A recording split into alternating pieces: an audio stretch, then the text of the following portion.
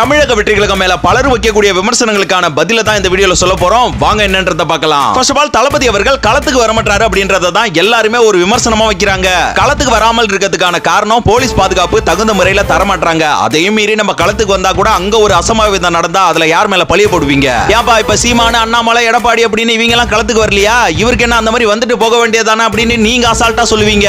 ஆனா இவங்களுக்கும் இவருக்கும் உள்ள மேன் பவர் உங்களுக்கு தெரியுமா தெரியாதா? தளபதி நின்றால் மாநாடு நடந்தால் பேரணின்னு பண்ருட்டி ராமச்சந்திரன் சொல்லியிருந்தாரு. அதனால இவர் களத்துக்கு வரமாட்டாரா அப்படின்னு கேட்டீங்கன்னா அப்படிலாம் கிடையாது. சரியான நேரத்துல தேவையான விஷயங்களுக்கு கண்டிப்பா வருவாரு. செகண்டா பிரஸ் சந்திக்க மாட்டாரு, பிரஸ் மீட் கொடுக்க மாட்டாருன்னு இது ஒரு விமர்சனம். இந்த பிரஸ் மீடியாக்கள்லாம் என்ன தெரியுமா பண்ணுவாங்க?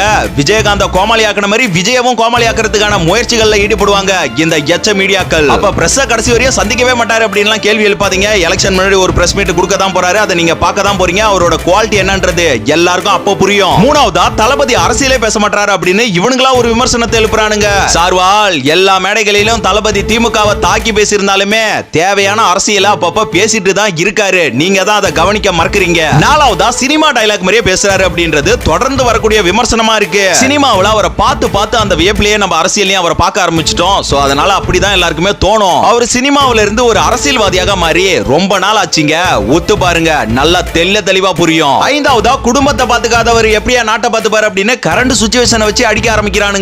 தனி மனித குற்றச்சாட்டு நாட்டின் குற்றச்சாட்டு அல்ல. சாட்டை இன்னும் சில பேர் இதை வச்சு அரசியல் பண்றது கேடு கெட்ட செயல். ஆறாவதா அனுபவமே இல்லாத கட்சி ஆட்சிக்கு வந்தா அந்த ஆட்சியை எப்படி கையாளுவாங்க அப்படின்னு இந்த மாதிரி குண்டக மண்டக விமர்சனங்கள் சில ஜாம்பவான்களோட கேள்விகளா இருக்கு. இல்ல நான் தெரியாமலாம் இல்ல, தெரிஞ்சேதான் கேக்குறேன். 60 வருஷமா அனுபவம் இருக்கக்கூடிய கட்சிகள் இப்ப என்னத்தை புடுங்கிட்டாங்க? கற்க கசடர கற்பவை கற்றபின் நிற்க அதற்கு தக. எல்லாத்துக்கும் தயாராகி தான் தமிழக வெற்றி கழகம் பொலிட்டிக்கல்ல ஸ்ட்ராங்கா உருவாக்கி இருக்கு. நீங்க என்னதான் அவதூறு பரப்பினாலும் அதை நாங்க சைலண்டா கடந்து போய்கிட்டே இருப்போம். உங்களை மாதிரி திரும்ப அந்த அவதூறெல்லாம் கையில எடுக்க மாட்டோம். ஏன்னா நாங்க தளபதி சொல்ற மாதிரி உங்களை மாதிரி வாயிலே வட சுடுறதுக்கு நாங்க ஒன்னும் டிஎம்கே இல்ல.